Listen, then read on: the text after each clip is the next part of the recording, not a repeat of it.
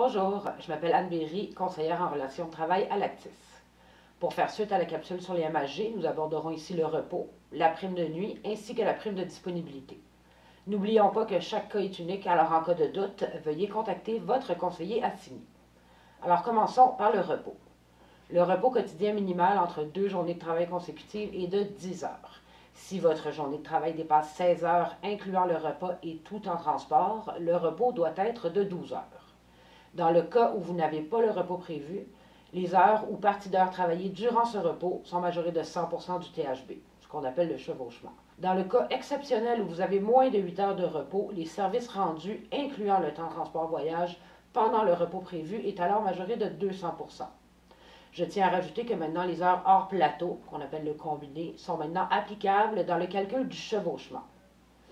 Ensuite, le repos hebdomadaire. Donc, après 5 jours de travail consécutifs, vous devez avoir une journée de congé.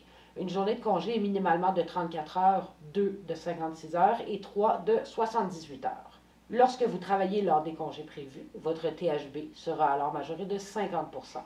Si vous travaillez 7 jours consécutifs, votre THB sera majoré de 100% jusqu'à la prochaine journée de congé complète.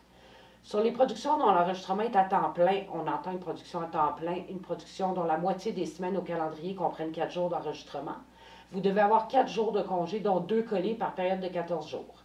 Période commence toujours le premier jour de tournage. S'il y a 3 périodes ou plus de 14 jours, les blocs de 2 jours de congé consécutifs ne doivent pas être séparés par plus de 17 jours. Donc, si vous travaillez pendant ces périodes de repos, vous avez droit à une pénalité équivalente à 50% du THB. Dans l'entente cinéma, pour les techniciens ayant un contrat régulier et dont la production se déroule à temps plein, il y a 2 types de calendrier, le 9 en 14 et le 5 en 7. Le calendrier 9 en 14 est le plus commun. Il implique que sur une période de 14 jours au calendrier, il y en a au moins 9 travaillés. Cette séquence de 14 jours commençant au premier jour de tournage. La dernière séquence du calendrier n'a pas nécessairement à prévoir 9 jours de tournage si elle se termine moins de 14 jours après le début de celle-ci. Alors, dans l'exemple de calendrier qu'on voit ici, il y a 3 séquences complètes de 14 jours et les 3 derniers jours de tournage, dans ce cas-ci, jours 31, 32 et 33, ne font pas partie d'une séquence complète. Dans chaque séquence, il y a au moins 9 jours travaillés. Et puisqu'il y a 3 séquences de 14 jours, on voit que dans les séquences 1 et 2 de cet exemple, les 2 blocs de congés collés sont séparés l'un de l'autre du maximum possible, soit 17 jours. Pour le calendrier 5-7, vous devez avoir 5 jours de travail par 7 jours de calendrier. Dans ce cas-ci, chaque période de 7 jours commence un dimanche et finit le samedi. La première semaine du calendrier n'a pas à prévoir 5 jours garantis si elle ne commence pas un dimanche, et c'est pareil pour la dernière si elle se termine avant le samedi.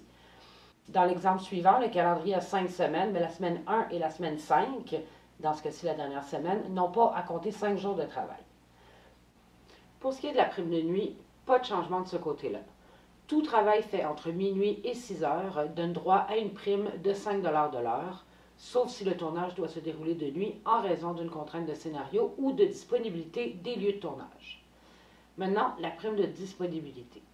Si le producteur demande à un technicien de demeurer disponible pour lui fournir des services au cours d'une journée donnée sur simple appel, il doit lui verser une prime équivalente à une fois son THB pour chaque journée où le technicien demeure sur appel. Par contre, si un technicien est à l'extérieur de la zone pour plus de 2 journées consécutives et que le producteur lui demande d'être sur appel, la prime est de 2 fois le THB du technicien par jour. Pour plus de détails, je vous invite à consulter le document lié à cette capsule et n'oubliez pas, une entente, ça s'applique.